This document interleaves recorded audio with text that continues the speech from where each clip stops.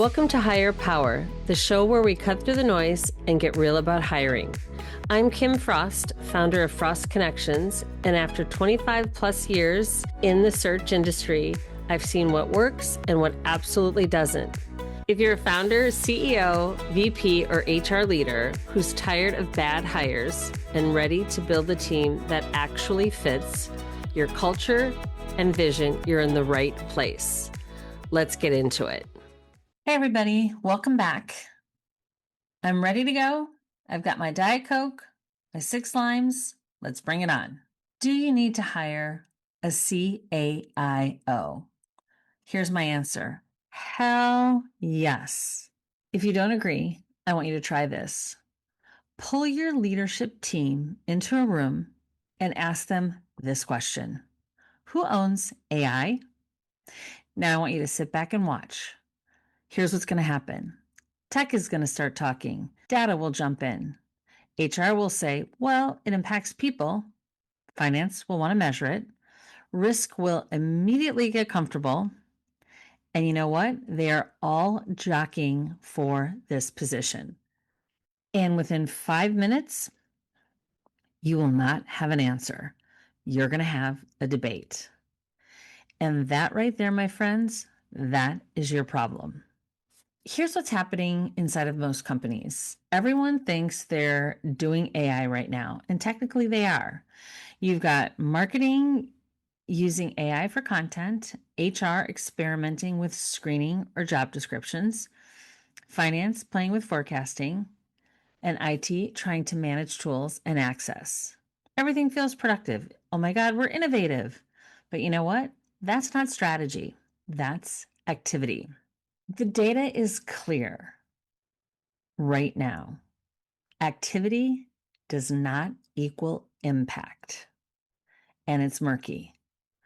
McKinsey and Company found that over 70% of companies are using AI in at least one part of their business, but only about a quarter of them are actually seeing meaningful scaled impact. And here's the real kicker.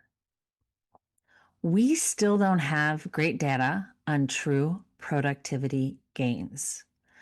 Everyone's talking about efficiency. Everyone is assuming ROI. But when you really dig in, it's inconsistent. Why? Because it's still early. And in many cases, it's still unclear. Which makes this even more important. Because when you're making investment decisions without fully understanding the return, ouch. But here's the deal too, is everyone, your competitors, they're all playing with it. And if you're not, you need to. However, very few are winning with it. That is a problem. Here's what I say. Danger, Will Robinson, danger. And yes, if you don't get that reference, go ask AI. What's the difference? It's alignment. Why does this break down so fast? Think about this. AI touches everything: technology, data, people, risk, operations.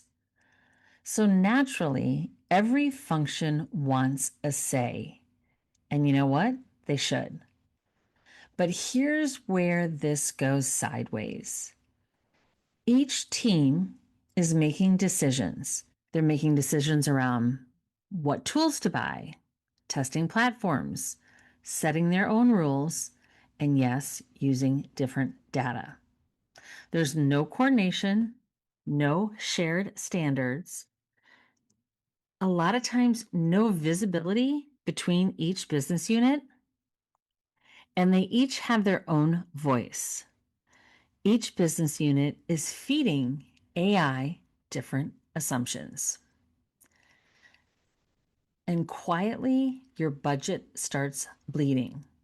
This is the part where we don't see it right away because you've got 3 tools that you're using in your company that you don't know that are doing the same thing. You've got multiple vendor contracts. No one is tracking holistically. And teams are solving the same problem in different ways. That is not innovation. That is duplication. And that is expensive. So the real issue is ownership. So back to that question, who owns AI? If your answer is, well, kind of everyone, you're kind of right, but you don't have ownership. You have confusion. And confusion kills momentum. So let's talk about the CAI role. Yes, I know it's a big mouthful. So here's where the Chief AI Officer comes in. And no, this isn't about adding another title for the sake of adding another title. It's about creating one point of accountability for something that is moving faster than your organization can keep up with, and honestly, faster than what we've seen in a long time. Because here's what we know: AI is absolutely going to evolve, it's going to change, but it is not going away. So you can't treat this like a side project or something like, we'll figure it out later. That's not a strategy, that's avoidance. And that's also not a good sign of a leader, as we know, as I've talked about in many of my podcasts. According to Gartner, companies that treat AI as an enterprise capability, not a siloed initiative, are significantly more successful at scaling it. You can't do that without leadership. And it's already happening in the market. This isn't just theoretical. JPMorgan Chase has centralized AI leadership to align efforts across fraud, trading, and customer experience. In fact, today, one of my colleagues at OneAccord, who runs our financial services practice, just sent us an article from JPMorgan Chase and what Jamie Dimon has to say about how AI is changing how they work. Walmart is coordinating AI across supply chain, pricing, and customer analytics. Pfizer is aligning AI across R&D, clinical trials, and operations. Why? Because they figured it out early. AI scattered across departments is messy. AI aligned across the business, that is powerful. What this role really owns. So let's get specific here, because this is where people get vague. A strong CAIO owns decisions like, what platforms are we standardizing on? What are we investing versus what we're cutting? What data AI can access and how? They're owning how the models are built, governed, and secured. What level of automation is acceptable, and where humans must stay in the loop. But most importantly, they define how AI and humans work together, not theoretically, but operationally. Listen, we're all figuring this out, so we can't expect everyone to be the subject matter expert yet. But hiring someone that's talented, ambitious, motivated, curious, they'll dive in and they'll figure it out. AI is the risk no one wants to own. And that's important. And that's the uncomfortable part that everyone is still figuring out. AI is moving faster than your internal controls. Deloitte has highlighted that governance and trust are some of the biggest gaps in AI adoption today, meaning leaders don't fully understand what their AI is doing. They can't explain the outputs, and they don't have clear guardrails. That's not just inefficient, that is exposure. Going back to what we were saying, like, oh my God, I do not need another C-level role. I hear it all the time and I get it. But here's the reality. You already have the complexity. You already have the spend. Unfortunately, you already have the risk.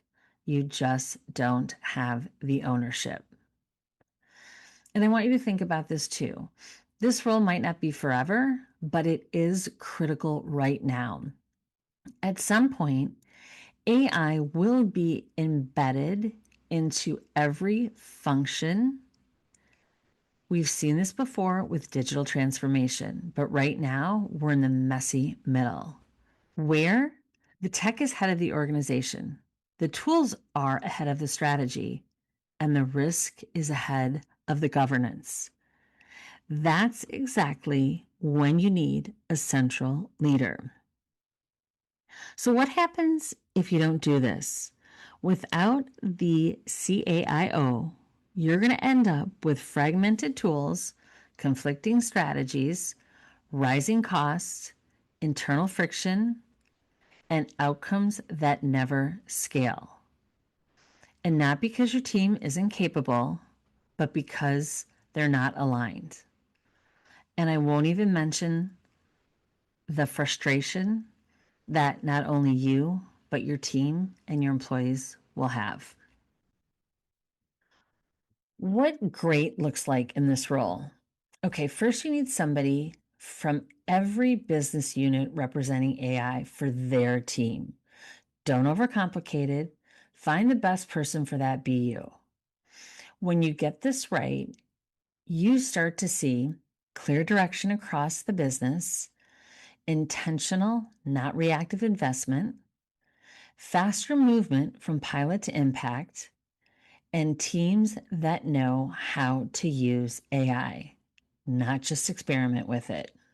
So, if you step back and look at your organization honestly, and you don't have an AI strategy, you have pockets of activity, and those pockets left uncoordinated will cost you more than they create.